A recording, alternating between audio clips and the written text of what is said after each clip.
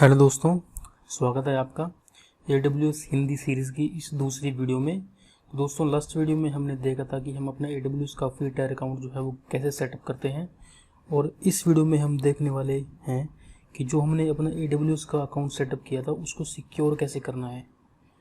दोस्तों, AWS account setup करने के बाद हमें कुछ स्टेप्स फॉलो करने होते हैं उसे सिक्योर करने के लिए। तो आज इस वीडियो में हम डिस्कस करेंगे उन्हीं स्टेप्स के बारे में। ठीक है, तो चलिए शुरू करते हैं। सबसे पहले दोस्तों, मैं जो है अपने AWS अकाउंट्स में लॉगिन कर लेता हूं।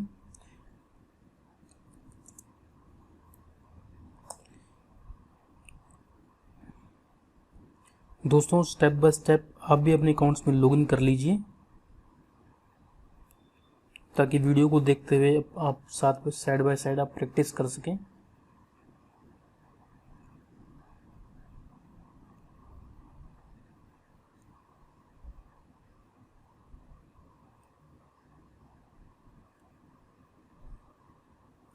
और दोस्तों, वैसे तो AWS पहले से ही बहुत ज़्यादा सिक्योर है, बट इसको मोर सिक्योर करने के लिए हम कुछ स्टेप्स फॉलो करते हैं।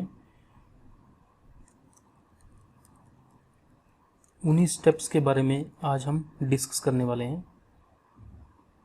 इसमें से कुछ स्टेप्स बेसिक हैं जो आपको ऑलरेडी पता होगा, लेकिन कुछ स्टेप एडवांस हैं जो हम इस वीडियो में डिस्कस करने वाले हैं, जिन स्टेप्स को फॉलो करके आप अपने AWS अकाउंट्स को जो है वो मोर सिक्योर कर सकते हैं। तो दोस्तों, जैसा कि आप देख सकते हैं स्क्रीन पे, मैंने अपनी AWS अकाउंट्स में लॉगिन कर लिया है। तो अब हम बात करते हैं उन स्टेप्स की जिन स्टेप्स को फॉलो करके हम अपने AWS अकाउंट्स को जो है वो सिक्योर कर सकते हैं। तो दोस्तों, इनमें से पहला स्टेप जो है वो है यूज़ अ कम्प्लेक्स पासवर्ड्स। तो दोस्तों, जो आपका रूट पासवर्ड्स है वो आपको एक कम्प्लेक्स पासवर्ड यूज़ करना है, जिसमें आपके कैपिटल लेटर्स हो गए, स्मॉल लेटर्स हो गए, स्पेशल कैरेक्टर्स हो गए, और एक मैक्सिमम लेंथ्स का पासवर्ड आपने यूज़ करना है। दोस्तों, ये था पहला स्टेप। और दोस्तों, जो स्टेप नंबर 2 है वो ये है कि आपने अपना पासवर्ड जो है वो पीरियोडिकली चेंज करते रहना है। जैसे आफ्टर 15 डेज आपने अपना पासवर्ड चेंज कर लिया, या आफ्टर 30 डेज। ओके। और दोस्तों, तीसरा जो स्टेप्स है, तीसरा स्टेप्स बहुत ही इम्पोर्टेंट है जब हम कोई IAM यूज़र सेटअप करते हैं। दोस्तों, IAM यूज़र के बारे में डिस्कस मैं आने वाली वीडियो में करूँगा, इसके ऊपर मैं कंप्लीट एक सीरीज़ बनाऊँगा। ठीक है। तो दोस्तों, तीसरा जो स्टेप्स है वो परमिशन से रिलेटेड है, क्योंकि हमें ग्रुप्स को यूज़ करना है परमिशंस असाइंस करने के लिए। अभी ये स्टेप आपको थोड़ा समझने में प्रॉब्लम होगी, लेकिन नेक्स्ट वीडियो या नेक्स्ट सीरीज़ में मैं इसको कम्प्लीटली कवर करके आपको दूंगा। और दोस्तों, स्टेप नंबर 4 जो है, स्टेप नंबर 4 बहुत ही इंपॉर्टेंट स्टेप्स है। ये हमारा मल्टी फैक्टर ऑथेंटिकेशन का स्टेप है। मल्टी फैक्टर ऑथेंटिकेशन एक थर्ड लेयर सिक्योरिटी होती है जो आपके AWS अकाउंट्स को मोर सिक्योरिटी प्रदान करती हैं। मल्टी फैक्टर ऑथेंटिकेशन के लिए बहुत सारे डिवाइसेस मार्केट्स में अवेलेबल हैं, कुछ वर्चुअल डिवाइसेस भी हैं, लेकिन इस वीडियो में हम जस्ट वर्चुअल डिवाइसेस यूज़ करेंगे। तो दोस्तों, मेरे पास एंड्रॉयड फ़ोन है, और मल्टी फैक्टर ऑथेंटिकेशन के लिए जो मैं वर्चुअल ऑथेंटिकेटर यूज़ करूँगा वो मैं गूगल ऑथेंटिकेटर यूज़ करूँगा। इसके लिए जस्ट आपने एक एप्लीकेशंस होती हैं जो गूगल प्ले स्टोर पे जाके आपने डाउनलोड्स करनी है अपने मोबाइल्स में। ठीक है। और यही एप्लीकेशंस आपको आईफोन्स के लिए भी अवेलेबल रहेगी।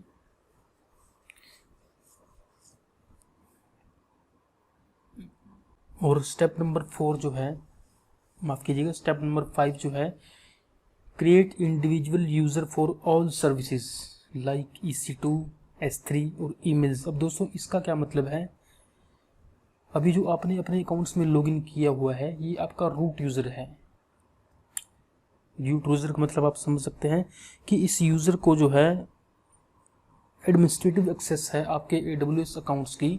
तो दोस्तों, क्रिएट इंडिविजुअल यूज़र का मतलब क्या है?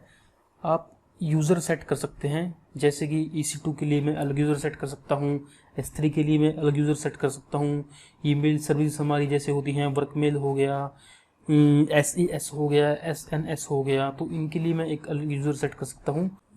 इंडिविजुअल यूज़र का मतलब सिर्फ इतना ही है ताकि कल को मान लीजिए आपने किसी डेवलपर को अपने AWS अकाउंट्स की एक्सेस देनी है, या किसी अननोन पर्सन्स को आपने अपने AWS अकाउंट्स की एक्सेस देना है, तो उसको आप किसी पर्टिकुलर सर्विस का ही एक्सेस दे सकें, ताकि वो एडमिनिस्ट्रेटिव टास्क आपके अकाउंट्स में ना कर सके। तो इसका जस्ट पर्पज़ इतना ही है सिक्योरिटी रीज़न से, क्योंकि हम किसी को एडमिनिस्ट्रेटिव एक्सेस ना देते हुए एक लिमिटेड एक्सेस देनी, तो जस्ट इसका पर्पज़ इतना ही है दोस्तों। और नंबर 6 पर हमारा आता है क्रिएट अ पासवर्ड पॉलिसीज़।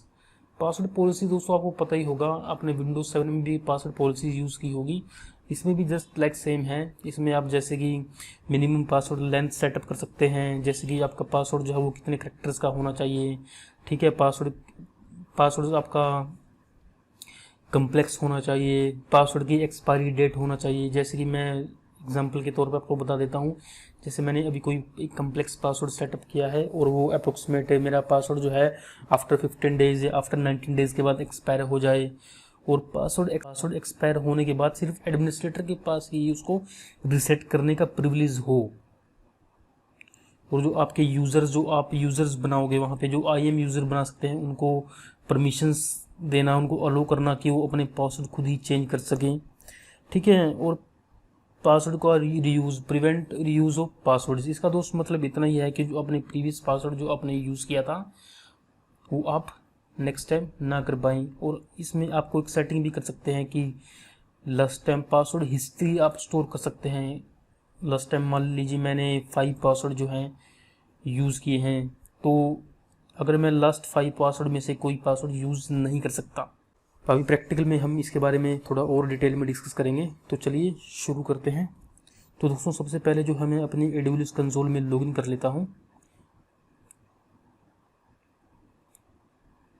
और यहाँ पे जाऊँगा, और दोस्तों आपने क्लिक करना है माई सिक्योरिटी क्रेडेंशियल्स में।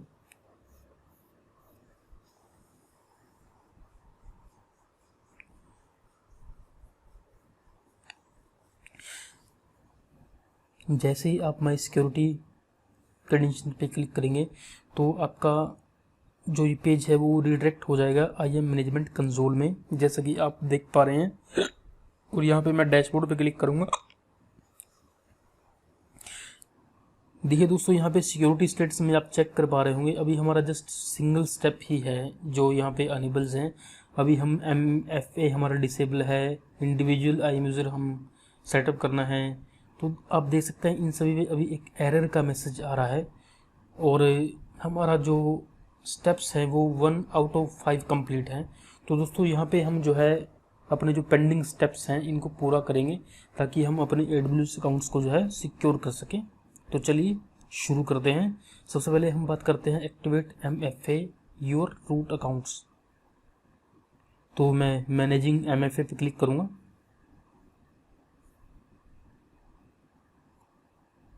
एक्टिवेट MFA, यहाँ पे दोस्तों अपने वर्चुअल MFA डिवाइस करना है, इस पर कंटिन्यू करेंगे।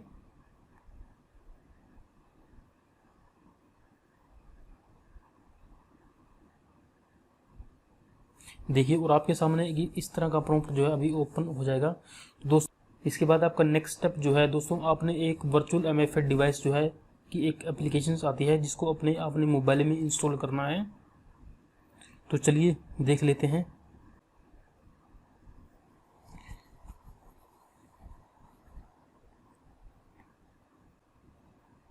तो दोस्तों MFA के फर्दर स्टेप्स के लिए मैं चलता हूँ अपने मोबाइल की स्क्रीन पर।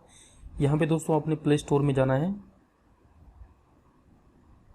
और प्ले स्टोर में सिंपल जाके आपने यहाँ पे गूगल ऑथेंटिकेटर्स जो है वो सर्च करना है।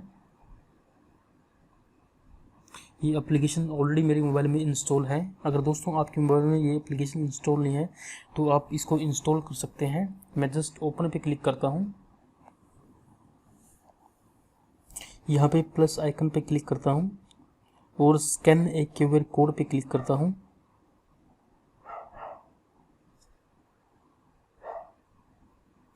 और जो मेरा QR कोड था मैं उसको स्कैन करता हूँ। ग्रेट।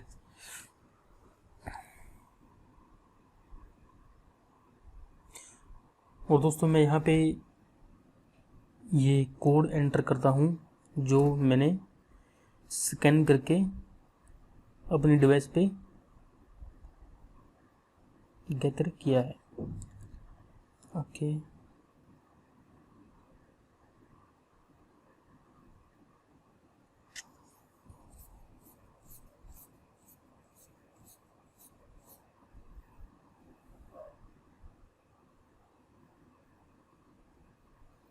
04769 तो दोस्तों यहाँ पे आपको ये जो है कोड 2 टाइम्स आपको एंटर करना पड़ेगा। ग्रेट। और जैसा कि आप देख पा रहे हैं, setup virtual MFA device is successfully, जो मेरी MFA डिवाइस है जो सक्सेसफुली लिंक हो चुकी है मेरे AWS के अकाउंट से। मैं अभी डैशबोर्ड पर जाके एक बार स्टेटस चेक कर लेता हूँ। देखिए दोस्तों, हमारे जो सिक्योरिटी स्टेटस हैं वो अब 2 आउट ऑफ 5 हो चुके हैं। अब मैं बात करता हूँ तीसरे स्टेप की, क्रिएट इंडिविजुअल IAM यूज़र्स। तो मैं मैनेज यूज़र पे क्लिक करूँगा।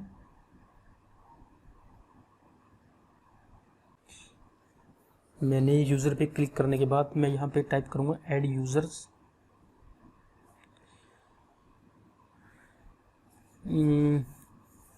दोस्तों फॉर एग्जांपल मैं यहाँ पे टाइप कर लेता हूँ EC2 यूज़र्स। मेरे कंसर्न्स क्या है, मैं अपने AWS अकाउंट्स को जो है किसी के साथ शेयर करना चाहता हूँ और मैं सिर्फ उसको परमिशंस क्या देना चाहता हूँ कि वो जो है सिर्फ EC2 को ही मैनेज कर पाए।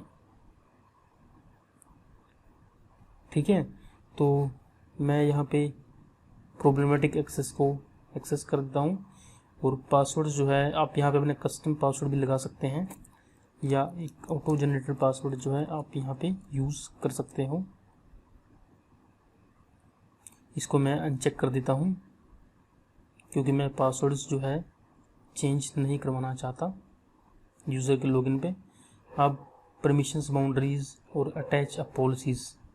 अब दोस्तों जो मैंने यूज़र सेटअप किया है, जो मैंने EC2 के लिए यूज़र जो मैंने सेटअप किया है, मैं उसको सिर्फ EC2 की ही एक्सेस देना चाहता हूँ।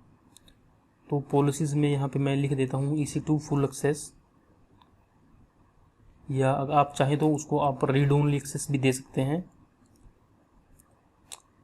अपने कोडिंग जो भी परमिशंस आपने सेट करनी है या जो भी परमिशंस आप देना चाहते हैं वो आप अपने कोडिंग मैनेज जो है यहाँ से कर सकते हैं। तो मैं फॉर एग्जांपल उसको EC2 की फुल एक्सेस देना चाहता हूँ। नेक्स्ट, और यहाँ पे टैग आप कोई लगाना चाहे तो लगा सकते हैं, अदरवाइज इसको आप स्किप कर सकते हैं। नेक्स्ट और क्रिएट यूजर्स।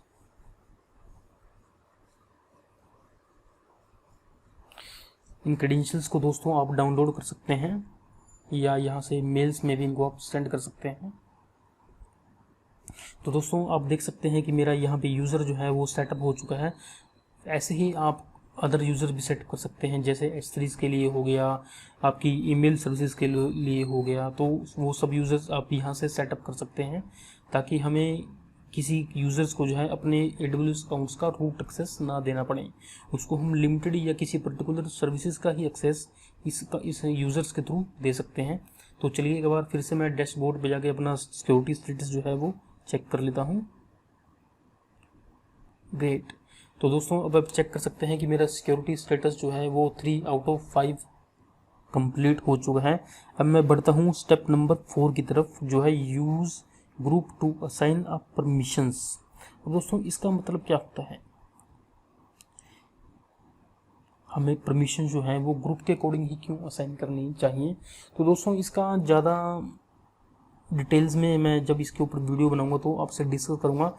अभी के लिए जस्ट आप इतना समझ लीजिए कि मान लीजिए मेरे पास 10 यूज़र हैं, तो मेरे लिए जो है रिमाइंड रखना ये बहुत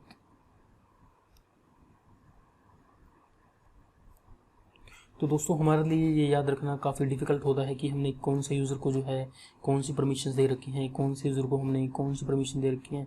तो हम यहाँ पे क्या करते हैं, हम एक ग्रुप बना लेते हैं। फॉर एग्जांपल्स मैं बना लेता हूँ S3 read only group.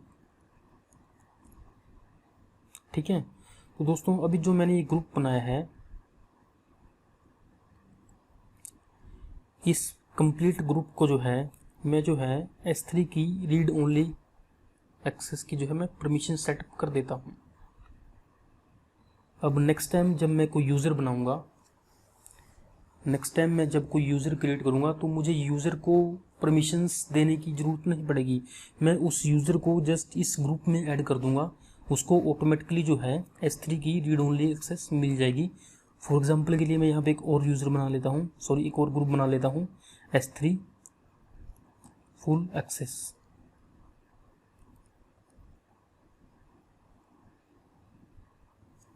Last step में हमने देखा था कि हमने एक यूज़र सेट किया है और उस यूज़र को हमने किसी लिमिटेड सर्विसेज की जो है एक्सेस दी है।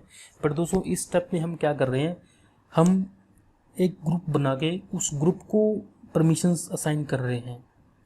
तो नेक्स्ट टाइम जब हम कोई यूज़र क्रिएट करेंगे तो हम यूज़र को परमिशन ना देते हुए हम उस यूज़र को ही इस पर्टिकुलर ग्रुप में ऐड कर देंगे, जिससे ऑटोमेटिकली जो ग्रुप को परमिशंस हैं वो ऑलरेडी उस यूज़र को असाइन हो जाएंगी। तो जैसे कि मैं यहाँ पे S3 मैंने फुल एक्सेस का एक ग्रुप बनाया है, तो मैं इस ग्रुप को जो है S3 फुल एक्सेस की जो है मैं इसको परमिशन दे देता हूँ। देखिए ग्रेट, तो अभी मेरे पास यहाँ पे यूज़र की स्टेटस जो है वो 0 दिखा रहा है। नेक्स्ट टाइम जब हम इसके बारे में प्रैक्टिकल करेंगे तो मैं वहाँ पर आपको इसको मोर डिटेल्स में समझाऊंगा। तो जस्ट अभी के लिए इतना ही, इसके लिए काफ़ी है। एक बार से मैं फिर जाकर दोस्तों अपना डैशबोर्ड जो है चेक कर लेता हूँ। ग्रेट, तो देखिए दोस्तों हमने 4 आउट ऑफ 5 स्टेप जो हैं वो कंप्लीट कर लिए हैं। अब हम बढ़ते हैं अपने फाइनल स्टेप्स के और फाइनल स्टेप की ओर, जो कि है पासवर्ड पॉलिसीज़। दोस्तों पासवर्ड पॉलिसीज़ के बारे में आपने पहले भी सुना होगा। पासवर्ड पॉलिसीज़ में हम जस्ट कुछ पासवर्ड से रिलेटेड हम टास्क करते हैं या पासवर्ड से रिलेटेड कुछ सिक्योरिटीज़ लगाते हैं। तो चलिए देख लेते हैं इसको भी। यहाँ पे सेट पासवर्ड पॉलिसीज़ में क्लिक करूँगा तो दोस्तों देखिए हमारे पास जो पहला चेक बॉक्स जो आ रहा है वो आ रहा है कि एनफोर्स मिनिमम पासवर्ड लेंथ्स। यहाँ पे दोस्तों क्या है, आप अपने पासवर्ड की जो है वो मिनिमम लेंथ जो है आप डिफाइन कर सकते हैं कि जैसे मेरा पासवर्ड जो है वो 6 कैरेक्टर का हो, 10 कैरेक्टर का हो या 11 कैरेक्टर का हो, अपने अकॉर्डिंग यहाँ पे आप अपने पासवर्ड की जो है अपने पासवर्ड की जो है वो लेंथ सेट कर सकते हैं। और नंबर दूसरा जो है इसमें आप रिक्वायर्ड्स, इन सभी को मैं चेक कर देता हूँ। Required at least 1 upper case letters, required at least 1 lower case letter और रिक्वायर्ड एटलीस्ट नंबर्स। ओके, और रिक्वायर्ड एटलीस्ट नॉन, ये आपका स्पेशल करेक्टर्स के लिए है। अनेबल पासवर्ड एक्सपायरेशंस में आप 90 डेज़ का टाइम यहाँ पे दे रखा है। इसको आप अपने अकॉर्डिंग कम ज़्यादा भी कर सकते हैं कि मेरा पासवर्ड जो है वो 30 डेज़ के बाद एक्सपायर हो जाए। और password expiration required administrator reset, इसका दोस्तों मतलब क्या है कि मान लीजिए आपका पासवर्ड जो है वो एक्सपायर हो चुका है, तो वो सिर्फ एडमिनिस्ट्रेटर यूज़र, जिसके पास एडमिनिस्ट्रेटर एक्सेस होगी, जिसके पास रूट यूज़र की एक्सेस होगी, वही आपके उस पासवर्ड को जो है रिसेट कर सकता है। तो आप यहाँ पे चेकबॉक्स लगा सकते हैं और यहाँ पे आप अलो कर सकते हैं यूज़र को कि वो अपना पासवर्ड जो है वो चेंज कर सकें। और यहाँ पे दोस्तों जो फाइनल स्टेप है हमारा वो है prevent password use. Prevent password use का मतलब क्या होता है कि मान लीजिए जो आपने प्रीवियस पासवर्ड यूज़ किया था वो आप नेक्स्ट टाइम यूज़ ना कर पाएँ, ऐसे करके आप अपने मैक्सिमम 5 पासवर्ड को है यहाँ पे अपनी लिमिट लगा सकते हैं कि 5 पासवर्ड जो है मेरे वो AWS का जो डेटाबेस है, पासवर्ड मैनेजमेंट डेटाबेस है, वो मेरे पास पासवर्ड की हिस्ट्री जो है वो अपने पास रखेगा और उसको रिमेंबर रखेगा, ताकि मैं उनको जो है फ्यूचर में यूज़ ना कर पाऊँ। तो मैं इसको एज इट इज़ अभी 5 रहने देता हूँ और सेव चेंजेस पे क्लिक करता हूँ। ग्रेट दोस्तों, पासवर्ड पॉलिसीज जी है मैंने अपडेट कर दी हैं और अब जाके हम अपना एक बार डैशबोर्ड चेक कर लेते हैं। ग्रेट, तो दोस्तों जैसा कि आप देख सकते हैं मेरा सिक्योरिटी स्टेटस जो है वो फुल एंड फाइनल हो चुका है। मैंने 5 आउट ऑफ 5 स्टेप जो है वो कंप्लीट कर लिए हैं। तो चलिए हम इसको वेरीफाई कर लेते हैं क्या हमारा जो हमने सिक्योरिटी सेटिंग्स किए हैं वो वर्किंग कर रही हैं या नहीं कर रही हैं। तो दोस्तों इसको वेरीफाई करने के लिए सबसे पहले जो है मैं अपने AWS अकाउंट को साइन आउट कर देता हूँ।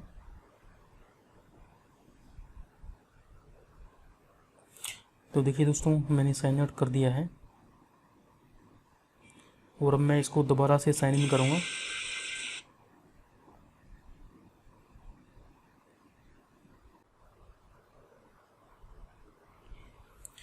तो यहाँ पे मेरी ईमेल आईडीज़,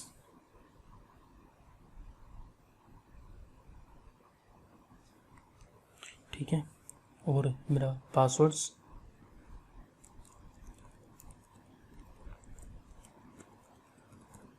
और साइन इन। ग्रेट। देखिए दोस्तों, जो हमने सिक्योरिटी सेटिंग्स जो अपनी की थी वो प्रॉपर वर्क कर रही हैं। यहाँ पे मैंने अपना ईमेल आईडी डाल चुका हूँ और मैंने पासवर्ड भी डाल दिया है, और मेरे पास एक प्रॉम्प्ट अभी आ रहा है, multiple factor authentications. Multi factor authentication का मेरे पास एक प्रॉम्प्ट आ रहा है। तो दोस्तों इसको, ये एक थर्ड लेयर सिक्योरिटीज़ है जो AWS अकाउंट्स में लॉगिन करने के लिए हमने अभी इम्प्लीमेंट्स की हैं। जब तक हम यहाँ पे MFA का जो कोड है वो एंटर नहीं करेंगे, हम अपने AWS अकाउंट्स में है जो लॉगिन नहीं कर पाएंगे। तो अपना MFA कोड देखने के लिए अपने अपने एंड्रॉयड मोबाइल फ़ोन्स में, या जो अभी रिसेंटली आपने अपनी ऑथेंटिकेटर्स एप्लीकेशंस जो है वो इंस्टॉल की है उस पर जाना है। तो मैं अपनी एप्लीकेशंस पे अभी आ चुका हूँ और यहाँ पे मैं कोड देख पा रहा हूँ। यहाँ पे कोड जो है वो मैं एंटर कर देता हूँ 52976 और 1 और सबमिट। तो दोस्तों देखिए, मैं अपने अकाउंट्स में अब लॉगिन कर चुका हूँ। दोस्तों ये था आज का लेक्चर, और आपको लेक्चर कैसा लगा कमेंट कीजिए, शेयर कीजिए और चैनल को सब्सक्राइब कीजिए। नेक्स्ट वीडियो में दोस्तों हम देखने वाले हैं कि हम अपना AWS का जो है फर्स्ट सर्वर जो है वो कैसे सेटअप करें। और thank you for your support दोस्तों। चैनल को सब्सक्राइब कीजिए और अपने दोस्तों के साथ शेयर कीजिए। Thank you.